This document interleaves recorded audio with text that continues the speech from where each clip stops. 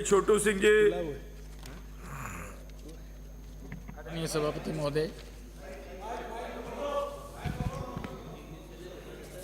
मैं आपको धन्यवाद देता हूं कि आपने मुझे परिवर्तन बजट 2024-25 पर बोलने का अवसर दिया।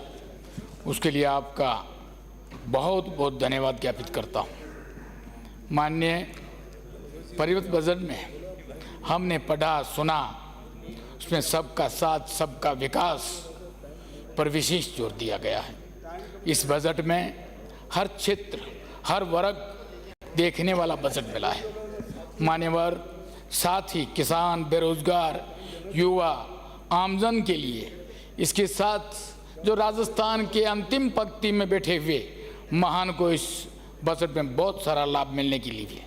इसके साथ ही पेयजल, बिजली, कृषि के क्षेत्र में विशेषकर मेरा जिला पशुपालन है। पशुपालन के क्षेत्र में आपने इस बजट के अंदर बहुत सारी घोषणाएं की है, इसलिए आपको और आदरणीय सीएम साहब को और वित्त मंत्री को बहुत बहुत धन्यवाद देता हूं। ये बजट देश और प्रदेश के विकास के लिए वोकल फॉर लोकल को निखारने की बात कही गई है।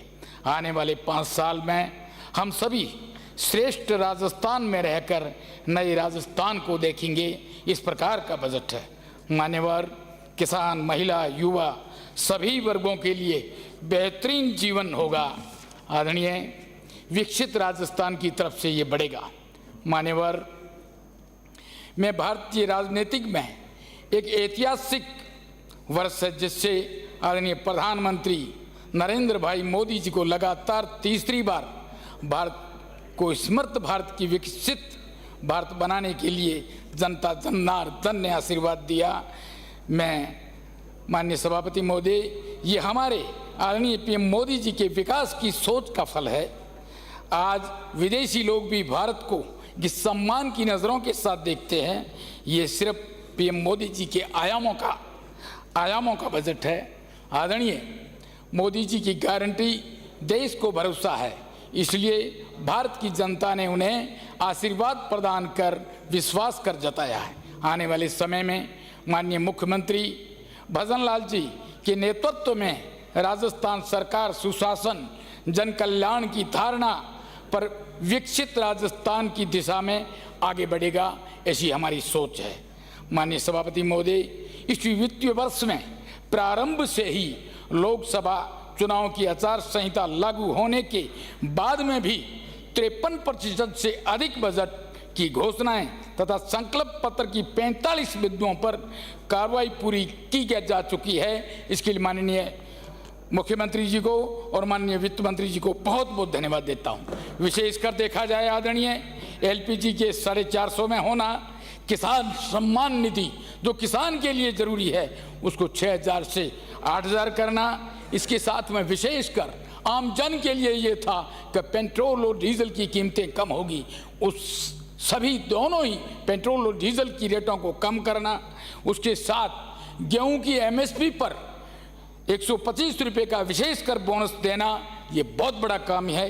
यही नहीं, साथ में पेपर लीक जैसी घटनाओं में लिप्त अपराधियों के विरुद्ध कार्रवाई करके 100 से अधिक अपराधियों को गिरफ्तार करना, ये बहुत बड़ा काम आदरणीय हमारे माननीय मुख्यमंत्री जी ने किया है।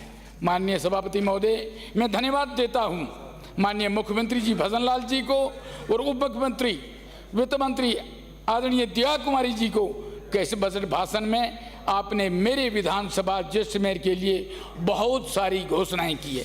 विशेषकर देखा जाए तो मेरा जिला एक सीमांत जिला है, लेकिन पर्यटक की नजर से देखी जाए, सुंदरता की नगरी से देखा जाए तो मेरा शहर एक सोने जैसा गोल्डन शहर है। आदरणीय, उसके लिए आपने विशेषकर यदि देखा जाए पर्यटन के क्षेत्र में, तो हमारा एक छोटा सा गांव खाबा है जो पाले वालों की बस्ती का ब्राह्मण लोगों का था, उसके अंदर विशेषकर देखा जाए तो फोर्सिस पार्क बनवाना, ओपन डार्क म्यूजियम बनाना, इसके साथ में ही पर्यटन विकास बोर्ड का गठन करना, ये हमारे लिए पूरे प्रदेश के लिए बहुत बड़ा अच्छा कदम आपने उठाया, स्वागत योग्य है। माननीय, मैं निवेदन करना चाहता हूँ ये हमारा क्षेत्र बहुत लंबा है। ये समझो कि किसी गांव से गांव जाना हो तो 30 और 40 किलोमीटर पे जाना पड़ता है। जंजनियाली गांव जिसमें केवल उप तहसील थी, उसको तहसील बनाना हमारे लिए ये बहुत बड़ा भाग्य का काम है। साथ में मैं धन्यवाद देता हूं आदरणीय माननीय मुख्यमंत्री जी को, माननीय वित्त मंत्री जी को, जिन्होंने इस प्रकार का काम किया। यही नहीं, मेरे लिए खुशी है कि आज वो जैसलमेर नहीं है, आज वहां अपार जीरा पैदा होता है। हम सोचते थे कि जीरा लेके गुजरात जाना पड़ेगा और बड़ी सोच थी कि गुजरात जाके बेचेंगे, पता नहीं कौन सा भाव होगा, लेकिन हमारी सरकार ने इस ओर सोचा।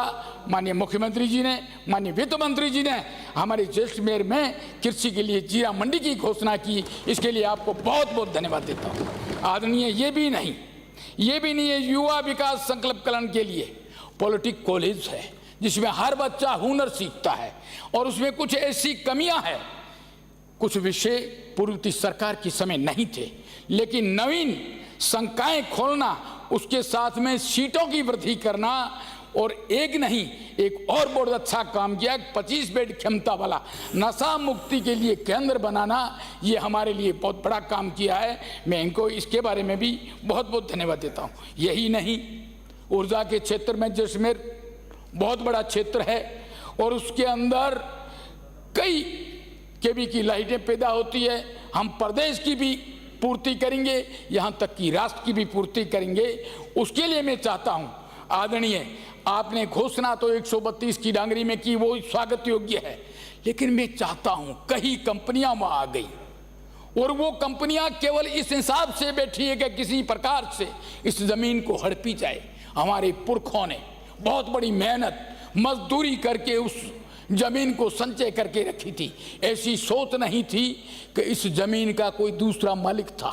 हमने तो यही सोचा था ये लैंड हमारी और हमारे पूर्वजों की और आने वाले भविष्य में हमारे बच्चों की होगी। लेकिन आज आदरणीय निवेदन करना चाहता हूं, उसके बारे में 1 मिनट लूंगा कि आज वो जमीन हमारे बेरोजगार युवाओं के लिए खिलवाड़ा हो रहा है। हम चाहते हैं आदरणीय उस जमीन में जो भी किसी भी प्रकार का उद्योग खोला जाए, सबसे पहली प्राथमिकता हमारे जिले के हमारे निवासियों को दी जाए ताकि उनको रोजगार मिल सके।